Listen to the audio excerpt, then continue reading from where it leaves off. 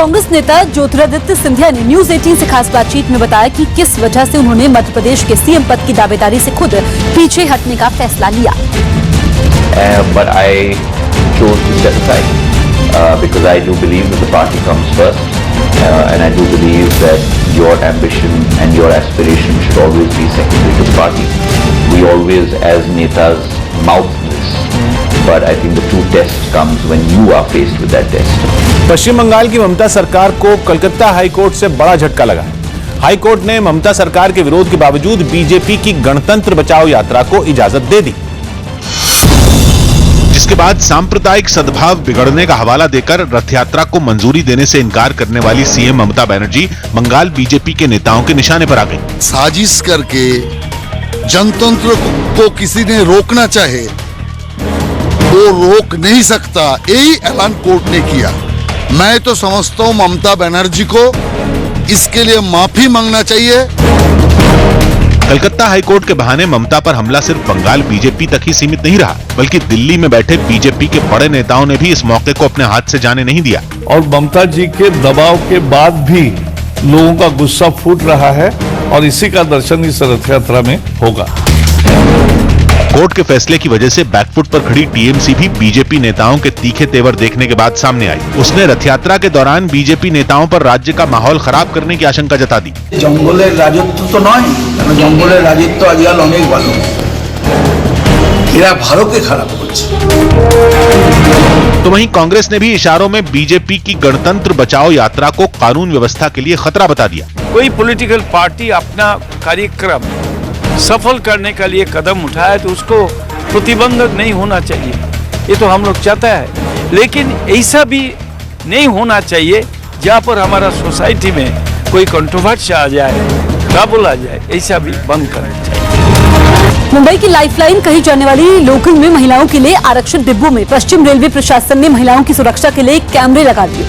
Railway प्रशासन ने यह कदम महिलाओं के डिब्बों में अपराध की घटनाओं के बढ़ने के बाद उठाया और लोकल में महिलाओं के लिए आरक्षित हर डिब्बे में महिलाओं की सुरक्षा के लिए 2 कैमरे लगाए गए।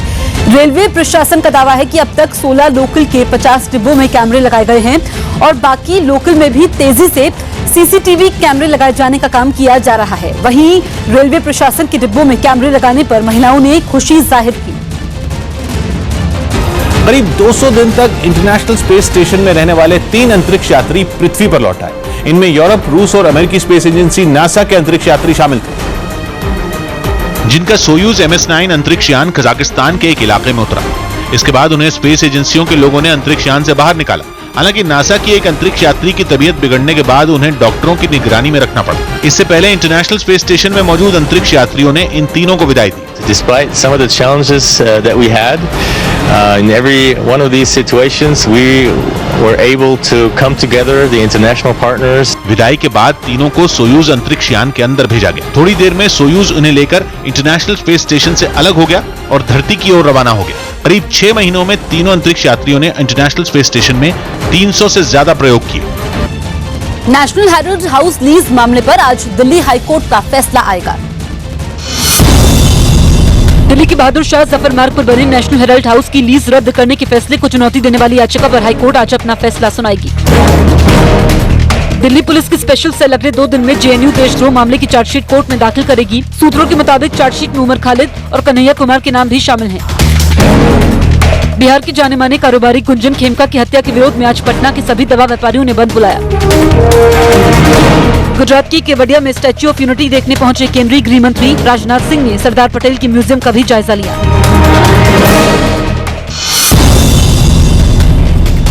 दिल्ली में आयोजित एक कार्यक्रम में पीएम मोदी ने उभरते युवा उद्यमियों के साथ मुलाकात की। यूपी के हरदोई में राफेल मामले पर राहुल गांधी की माफी की मांग पर अड़े बीजेपी कार्यकर्ताओं ने डीएम दफ्तर पर धरना प्रदर्शन किया। यूपी में अखिलेश सरकार के ड्रीम प्रोजेक्ट रहे जनेश्वर मिश्र पार्क की अनियमितताओं की जांच के लिए 4 सदस्यीय समिति का गठन किया गया। दिल्ली में पूर्व क्रिकेटर मदन लाल ने क्रिकेट खेलने वाले सभी देशों का चक्कर लगा रही आईसीसी विश्व कप ट्रॉफी का स्वागत किया। मुंबई में अभिनेत्री तापसी पन्नू ने अपनी PBL यानी प्रीमियर बैडमिंटन लीग की टीम पुणे 7 एसेस की जर्सी लॉन्च की। ISIS ने मोरक्को में एटलस पहाड़ पर डेनमार्क और नॉर्वे की 2 महिला पर्वतारोहियों की हत्या कर दी। एक रिपोर्ट के मुताबिक सीपीईसी के जरिए चीन पाकिस्तान में लड़ाकू विमान और सैन्य साजो सामान का निर्माण करेगा। अमेरिकी सेना के पलायन के फैसले के बाद तुर्की से मिली धमकी के विरोध में सीरिया के 2 शहरों में हजारों लोगों ने सड़कों पर उतरकर विरोध किया। चीन के विदेश मंत्री वांग यी भारत की 4 दिन की यात्रा पर दिल्ली पहुंच गए। एनडीए से अलग हुए आरएलएसपी यानी राष्ट्रीय लोक समता पार्टी के अध्यक्ष उपेंद्र कुशवाहा महागठबंधन में शामिल हो गए। इस बात का ऐलान कांग्रेस ऑफिस में हुई एक प्रेस कॉन्फ्रेंस में किया गया,